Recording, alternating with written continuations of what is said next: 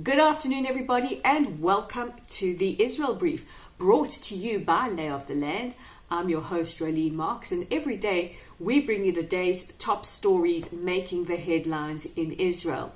Now, yesterday we had a special report because the news was a very, very big news day, starting off with the rocket that was launched from the Gaza Strip deep into Israeli territory. This particular rocket hit a house in Mishmeret in the center of Israel, obliterating the home and injuring 7 members of the family, as well as killing their beloved 4 pets. Now, as you can well imagine, an attack of this kind would have been answered by Israel, and I'm going to give you the update on the situation as it currently stands. So soon after we came off air yesterday, the IDF, who had warned communities within the Gaza Strip that reprisals would be imminent, and also had closed off access points from the Israeli side towards the Gaza Strip. Soon after that, the IDF began striking strategic Hamas targets within the Gaza Strip. Now, it must be noted that from our perspective, we don't want what Hamas wants, which is maximum civilian casualties.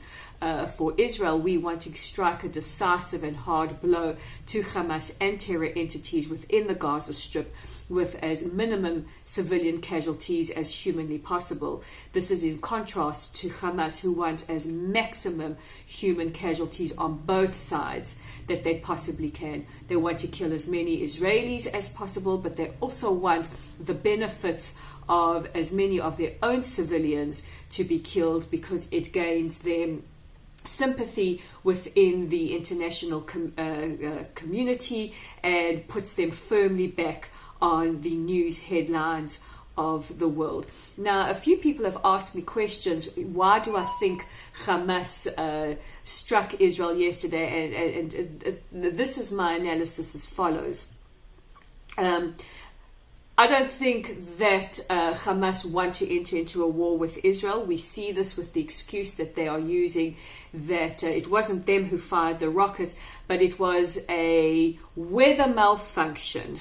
They are launching an investigation into what set off the rocket, but what we know from our intelligence that we gleaned is that the rocket was launched from a Hamas launching pad towards Israeli sovereign territory. Now, Hamas would be desperate to regain some empathy from the global community, especially the Arab world, because they are not so much a priority anymore, as well as distract from the protests happening within Gaza, with Gazans protesting the rising cost of living as well as heavy taxes. And they're also going to want to demonstrate some kind of show of strength to the street, that resistance is still a priority for them. So the IDF last night struck strategic targets, one of them being Hamas leader Ismail Haniyeh's secret headquarters. There is footage online of those being blown up, and mayors across the country from the south all the way up to Haifa, including Netanya, cities that are more inland like Modi'in, opened our shelters as a precaution, just in case the situation escalated. The situation on the border with the south did escalate, with a number of rocket attacks on southern towns, including a rocket that struck a house in Sderot directly.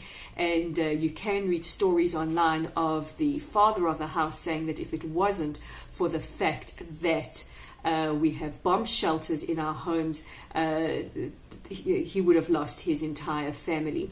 Now, I've also had questions, what about proportionality? What about the people of Gaza and bomb shelters? So I want to just tackle the issue of bomb shelters.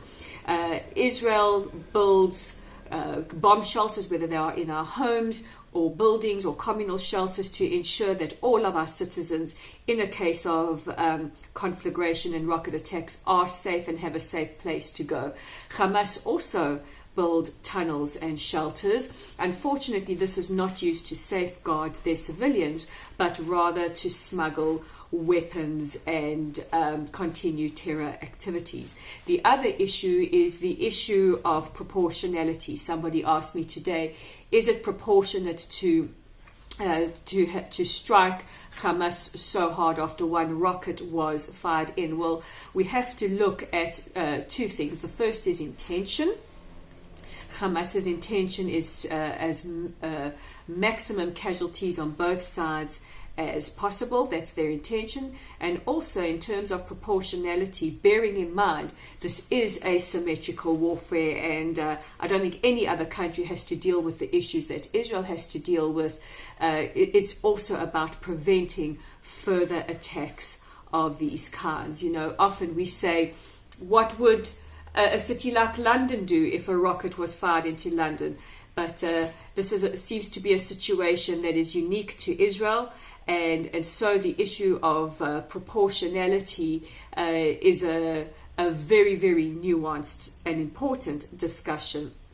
So as we currently stand, as of last night, Hamas unilaterally declared a ceasefire, according to an anonymous but senior official within Prime Minister Netanyahu's entourage, who is with him, or who was with him yesterday in Washington. Israel did not agree to the ceasefire.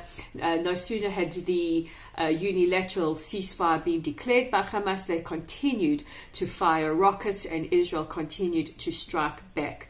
Today we have a very tense but tacit calm. Schools in the periphery area are still closed, and we still have troops and tanks stationed on the border should anything erupt again. So this is the situation as it currently stands, and just a reminder to you that you can check out Lay of the Land's content online at www.layoftheland.online. Today you can read Manessa Shapiro's excellent article about the apartheid libel and what is Israel Apartheid Week all about. And don't forget to join our rapidly growing community on Facebook at Lotl Site. That's at LOTL Site. And don't forget, you can subscribe to receive your daily edition of the Israel Brief by clicking on the subscribe button below and the little notification button. I am Rolene Marks. This is the Israel Brief. We hope for a night of calm tonight. And until tomorrow, Shalom.